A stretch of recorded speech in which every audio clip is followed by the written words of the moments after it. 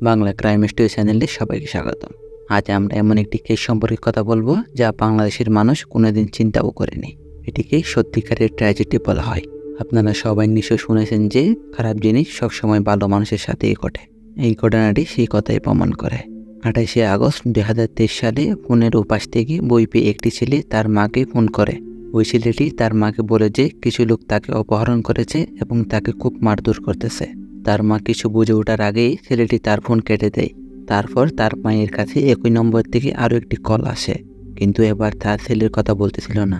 কিন্তু সেই কল থেকে তার মা এমন কিছু কথা শুনতে পায় যার পর ছেলেটির জীবন এবং পরিবারের জীবন পুরোপুরি বদলে যায়। তাই আসুন আজকের কেস সম্পর্কে আরও কিছু জানি। আজকের মামলাটি শিবলি সাদিক হৃদয়কে নিয়ে। এই ঘটনা হওয়ার সময় শিবলি সাদিক হৃদয়ের বয়স ছিল মাত্র 18 বছর। সে বাংলাদেশের চট্টগ্রামে খুব দরিদ্র পরিবারে জন্মগ্রহণ করেছিল। তার বাবা ছিলেন একজন ট্রাক চালক এবং তার মা ছিলেন একজন গৃহিণী। শিবলি ছোটবেলা থেকেই লেখাপড়া করে আসতেছিল। জীবন নিয়ে তার অনেক বড় স্বপ্ন ছিল, তাই স্বপ্ন পূরণের জন্য অল্প বয়সেই কাজ শুরু করেছিল সে। তার পরিবার দরিদ্র হওয়ায় তাদের আর্থিক অবস্থা খুব খারাপ ছিল। তাই শিবলি পড়াশোনার পাশাপাশি কলেজের ফি মেটানোর জন্য কাজ করত। সে একটি নতুন চাকরি শুরু করেছিল, কিন্তু চাকরিটি তার বাড়ি থেকে অনেক দূরে একটি মুরগি ফার্মে। সে অল্প বয়সী কাজ শুরু করলেও তার কাজের দক্ষতা দেখে সে মুরগি ফার্মের মালিক তাকে কর্মী থেকে সরাসরি ম্যানেজার বানিয়ে দেয়। এই পদ পাওয়ার পর শিবলি ভালোভাবে কাজ করত এবং সাথে সাথে তার পড়াশোনার ফি মেটানোর জন্য টাকা জমা করত। সে যথেষ্ট টাকা আয় করলেও নিজের জন্য কোনো টাকা জমা রাখতে পারত না। তার বন্ধু ও পরিবারের মতে সে খুব মিষ্টি, দয়ালু এবং আন্তরিক ছেলে ছিল। মুরগি খামারে কাজ করার সময় সে অনেক ছেলের সাথে পরিচিত হয়েছিল। তবে খামারের বন্ধুদের মধ্যে সবাই তার চেয়ে অনেক বড় ছিল, কিন্তু তারা সবাই অশিক্ষিত ছিল, তাই সবাই তার নিচে কাজ করত। শিবলি কাজে খুব সিরিয়াস ছিল এবং অন্যদেরও সৎভাবে কাজ করতে উদ্বুদ্ধ করত। শিবলির আন্তরিকতার কারণে মাঝে মাঝে বন্ধুদের সাথে তর্ক হতো, কিন্তু এগুলো খামারের মধ্যেই মিটে যেত। শিবলি প্রতিদিন দিনে কাজ করে রাতে বাসায় ফিরে দিনে কাকে কী কথা বলেছে তা আর ভাবত না। শিবলির কাজ এবং পড়াশোনা দুটোই ভালো চলতেছিল। সে প্রতিদিন সকালে কাজে যেত এবং সারাদিন কাজ করে সন্ধ্যায় বাড়ি ফিরে আসত। দিনটি ছিল 28শে আগস্ট 2023। সকালে সে প্রতিদিনের মতো কাজে গেল এবং তার সব কাজ এবং দায়িত্ব পালন করল। প্রতিদিনের মতো সেদিন রাতে তার বাড়ি ফেরার কথা ছিল, কিন্তু সে আর বাড়ি ফেরেনি। তার পরিবারের লোকেরা তার জন্য অপেক্ষায় ছিল, কারণ এর আগেও এমন ঘটেছিল যে কখনো কখনো তাকে রাতেও কাজ করতে হয়েছিল। কিন্তু সময় যত গড়াচ্ছিল বাবা মায়ের টেনশন তত বাড়তেছিল। অনেকক্ষণ পর রাত 11টার দিকে যখন সে বাড়ি ফিরল না, তার পরিবারের লোকেরা তাকে ফোন করলো, কিন্তু তার ফোন বন্ধ পাচ্ছিল। কোনো খোঁজ খবর না পেলেও পরিবারের লোকেরা ইতিবাচক ছিল যে তাদের ছেলে বাড়ি ফিরে আসবে। অপেক্ষা করতে করতে রাত কেটে গেল এবং পরের দিন সকাল হলো, কিন্তু সে তখনও বাড়ি ফেরেনি। তাই তার পরিবারের লোকেরা চিন্তিত হলো এবং আশেপাশের লোকেদের জিজ্ঞাসা করলো যে তারা তাদের ছেলেকে দেখেছে কিনা। এই খবর খামারের মালিক পাওয়ার পর শিবলির ফোনে বারবার কল করতেছিল, কিন্তু শিবলি কোনো ফোনই ধরতেছিল না। কিছুক্ষণ পর শিবলি তার মাকে ফোন করে। শিবলি তার মাকে জানায় যে কিছু লোক তাকে অপহরণ করেছে এবং সে গত 12 ঘন্টা ধরে একটি গাড়িতে আছে, যেখানে তাকে অনেক মারধর করা হচ্ছে। এটা বলার পর হঠাৎ করে ফোনটা কেটে যায়। শিবলি তার বাবা মায়ের একমাত্র সন্তান, তাই বুঝতেই পারছেন তারা কতটা চিন্তিত হয়ে পড়েছিল। তার বাবা মা সঙ্গে সঙ্গে সেই নম্বরে কল ব্যাক করতে থাকে, কিন্তু কল করলেই ফোনটা কেটে যেত। চেষ্টা করতে করতে একবার কল ধরলেও অন্য প্রান্ত থেকে একটা অদ্ভুত আওয়াজ শোনা যায়। তখনই তারা বুঝতে পারে যে এটা কোনো একটা বিপদের সংকেত ছিল। শিবলির বাবা মা তখন বাড়ি থেকে বের হওয়ার প্রস্তুতি নিচ্ছিল, তখন হঠাৎ সেই নাম্বার থেকে আবার ফোন আসে এবং এবার কণ্ঠস্বরটা পুরোপুরি ভিন্ন। অপর প্রান্তের ব্যক্তি বলে, তোমার ছেলে শিবলি এখন আমাদের হাতে। আমরা তাকে অপহরণ করেছি এবং তার নিরাপত্তা চাইলে আর কল করো না এবং পুলিশকে জানাবার চেষ্টা করো না। পরে অপহরণকারী বলে, যদি শিবলিকে বাঁচাতে চাও তাহলে 15 লক্ষ টাকা জোগাড় করো, আমরা কল করে জানাবো কোথায় দিতে হবে। শিবলির মা কিছু বলার আগেই ফোনটা কেটে যায়। তারা খুব গরিব ছিল, তাই তাদের কাছে 1 লক্ষ টাকাও ছিল না। এত টাকা জোগাড় করা তাদের জন্য অসম্ভব ছিল, কিন্তু এটা ছিল তাদের ছেলের জীবনের প্রশ্ন। তাই তারা 3 দিন ধরে প্রতিবেশী এবং আত্মীয় স্বজনদের থেকে টাকা জোগাড় করার চেষ্টা করতে থাকে, কিন্তু 3 দিনেও তারা এত টাকা জোগাড় করতে পারেনি। 31শে আগস্ট 2023 অপহরণকারীরা শিবলির বাবা মাকে ফোন করে। শিবলির বাবা মা সরাসরি অপহরণকারীকে বলে, ভাই আমরা 15 লক্ষ টাকা জোগাড় করতে পারিনি।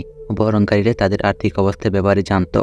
তখন অপহরণকারীরা বলে, তাহলে 2 লক্ষ টাকা নিয়ে এসো। শিবলির বাবা মা বলে, আমরা 2 লক্ষ টাকাও জোগাড় করতে পারিনি। এই কথা শুনে অপহরণকারীরা বলে, ঠিক আছে, তাহলে তোমাদের ছেলেকে আর ফিরে পাবে না। অনেক অপহরণকারীরা এই কৌশলী ব্যবহার করে থাকে। তাই শিবলির বাবা মা বলল, ঠিক আছে, রাগ করবেন না, আমরা করব। তাদের কাছে তাদের সন্তানের জীবনের মূল্য সবচেয়ে বেশি ছিল। তারা অপহরণকারীদের থেকে আরও 4 দিনের জন্য সময় নিল। দরিদ্র পরিবারের জন্য 2 লক্ষ টাকা অনেক বড় অঙ্ক ছিল, কিন্তু তাদের এসব ভাবার সময় ছিল না। এরপর তারা দোকানদারদের থেকে টাকা সংগ্রহ করতে শুরু করে, এমনকি বাড়ি বাড়ি গিয়ে মানুষের কাছে সাহায্য চাইতে লাগলো। শেষমেশ তারা 2 লক্ষ টাকা জোগাড় করতে পারলো। এরপর তারা শুধু অপহরণকারীদের ফোন কলের অপেক্ষা করতেছিল। 4 সেপ্টেম্বর দুপুরে অপহরণকারীরা ফোন করে তাদের স্থান এবং টাকা আনার নির্দেশ দিল। তারা হুমকি দিল যে পুলিশকে কিছু জানালে তাদের ছেলেকে মেরে ফেলবে। তাই শিবলির পরিবার কোনো ঝুঁকি নিতে চায়নি।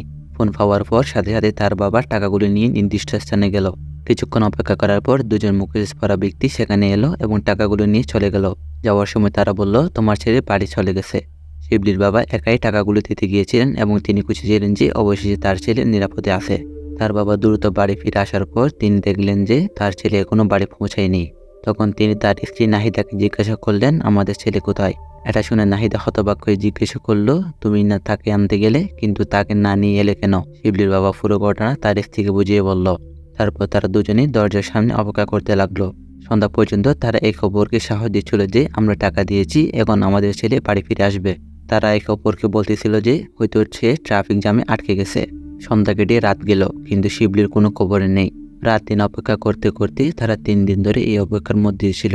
শিবলির বাবা অপহরণকারীদের কাছে ফোন করতে লাগলো। পরিস্থিতি খারাপ থেকে খারাপতর হচ্ছিল।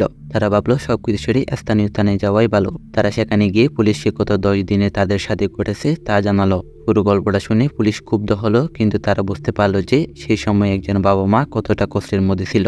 তারপর পুলিশ সব বিবরণ সংগ্রহ করলো এবং একটি এফআইআর রেজিস্টার করে তাদের মামলা তদন্ত শুরু করলো। প্রথমে পুলিশ শিবলির গতিবিধি সম্পর্কে জানতে শুরু করলো। সে তার বন্ধুদের সাথে এবং পরিবারের সাথে কেমন ছিল তা পুলিশ তদন্ত করতে জানতে লাগলো। পুলিশ তদন্তের সময় জানতে পারে যে শিবলি 2 মাস আগে মুরগি ফার্মে কাজ করার সময় 6 জন ছেলের সাথে ঝগড়া করেছিল। এটা শোনার পর পুলিশ বিষয়টা গুরুত্ব নিয়ে তৎক্ষণাৎ মুরগি ফার্মে যায়। সেখানে গিয়ে পুলিশ শিবলির সাথে ঝগড়া হওয়া সেই 6 জনের মধ্যে 4 জনকে ধরে জিজ্ঞাসাবাদ শুরু করে। প্রাথমিক তদন্তে তারা নিজেদের নির্দোষ প্রমাণ করে, কিন্তু পুলিশ চাপ দেওয়ার পর 4 জন অভিযুক্তের মধ্যে একজন স্বীকার করে নেয়। পরে পুলিশ তাদের অপহরণের অভিযোগে গ্রেপ্তার করে এবং তাদের মধ্যে অন্য 2 জনের নামও জানতে পারে। গ্রেপ্তারের পর পুলিশ অন্য 2 জনের অবস্থান সম্পর্কে জিজ্ঞাসা করে, কিন্তু তারা কিছুই বলে না। এরপর অনেক দিন ধরে তাদের জেলে রাখা হয় এবং প্রচুর নির্যাতনের পর একজন সবকিছু বলতে শুরু করে। সে বলে 28 আগস্ট রাতে তারা প্রথমে শিবলিকে অপহরণ করে এবং তাদের প্রতিশোধ নেওয়ার মূল পরিকল্পনা অনুযায়ী তাকে মারধর শুরু করে। তাদের পরিকল্পনা অনুযায়ী সবকিছু চলছিল এবং তারা টাকা পেতে চাচ্ছিল, কিন্তু তখন শিবলি তাদের মুখ দেখে ফেলে এবং বুঝতে পারে যে তারা তাকে অপহরণ করেছে। শিবলিকে তারা ছেড়ে দিলে পুলিশকে গিয়ে সব বলে দেবে এবং তারা গ্রেপ্তার হবে। তাই নিজেদের রক্ষার জন্য শিবলিকে অনেকবার ছুরি আঘাত করে, যার ফলে সে রক্তক্ষরণে সঙ্গে সঙ্গে মারা যায়। এই মামলাটি এতক্ষণ ছিল একটি অপহরণের ঘটনা, কিন্তু এখন এটা নিশ্চিত যে এটা শুধু অপহরণ ছিল না, এটা একটি হত্যা ছিল। পরে পুলিশ তাদের শিবলির দেহ সম্পর্কে জিজ্ঞাসা করে। উত্তরে তারা বলে তারা শিবলিকে হত্যা করে তার দেহ টুকরো টুকরো করে রোগান পাহাড়ে ফেলে দিয়েছে। পুলিশ অভিযুক্তদের নিয়ে সে পাহাড়ে যায় এবং কিছুটা নেমে দেহের অংশগুলো খুঁজে পায়। একটি দেহ পাওয়া যায় যার মুখ পুরোপুরি বিকৃত ছিল। মুখ এতটাই বিকৃত ছিল যে পুলিশ তাকে সাথে সাথে শনাক্ত করে, হ্যাঁ, এটাই তাদের ছেলে শিবলি। এটা দেখে পুলিশ তাদের সবাইকে খুনের অভিযোগে গ্রেপ্তার করে। কিন্তু গ্রেপ্তারের পর আরও একটি চমৎকার ঘটনা সামনে আসে। 26 বছর বয়সী চিন মার্মা বলে যে তারা তার খুব ভালো বন্ধু ছিল, কিন্তু 2 মাস আগে তাদের মধ্যে একটা ঘটনা ঘটে। চিন মার্মা তার স্বীকারোক্তিতে বলে শিবলিকে হত্যা করার পর সে নিজেই শিবলির দেহের বিভিন্ন অংশ কেটে টুকরো টুকরো করে। এর মধ্যে কিছু অংশ খেয়ে ফেলে এবং বাকিটার দেহ অংশগুলো পাহাড়ের নিচে ফেলে দেয়। এটা ছিল সত্যি একটি নৃশংস এবং লজ্জাজনক ঘটনা। যখন মিডিয়া বিষয়টি প্রকাশ করে তখন পুরো দেশে প্রতিবাদ শুরু হয়। মানুষ এটি সহ্য করতে পারছিল না। মানুষ সহ্য করতে না পেরে এই খুনিগুলোর মৃত্যুদণ্ড দাবি করেছিল।